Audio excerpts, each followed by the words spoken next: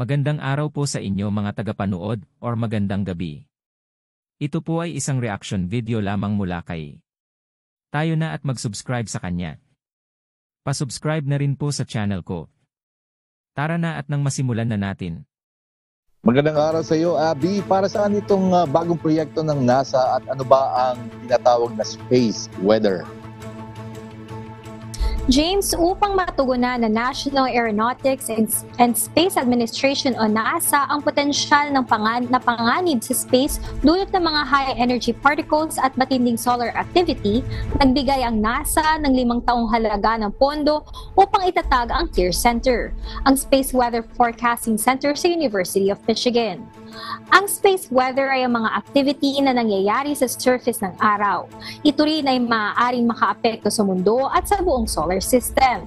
Pagsasamahin ng CLEAR Center ang mga astronomer at astrophysicists upang harapin ang solar energy particles o SEP prediction sa paggamit ng theoretical models ng solar surface para mapredict kung kailan maaaring sumabog ang mga solar flare at coronal mass ejections.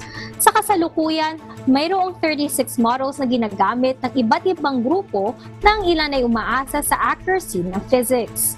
Ang kabilang approach naman na hindi gaano accurate ay ang paggamit ng mga nakaraang bagyo upang mahulaan ang darating sa pamamagitan ng mga machine learning techniques na gumagamit ng simpleng algorithms.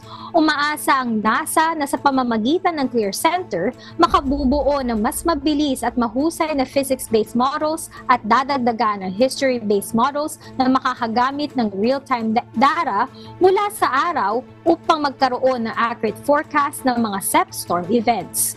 Kung magagawa ito ay may broadcast ng NASA ang mga forecast sa mga satellite operators at human spaceflight missions tungkol sa parating na banta at mababawasan ang pinsalang dulot ng mga ganitong space weather. Balik sa iyo, James. Yeah, that's a very interesting science report, Abby, no? Pero ano ba tong mga pinsala na dulot nitong SEP mo? James, maaari itong makapagdala ng matinding radiation na maaaring makadamage sa ating mga DNA at mauwi sa cancer. James? Hindi pala. Sige, maraming salamat sa iyong report, Abby Valdez mula sa Texas, USA, na tahanan ng NASA Space Center sa Houston. Maraming salamat po. Huwag kalimutan mag-subscribe na po tayo kay. Pa-subscribe na rin po sa channel ko. Bye-bye po.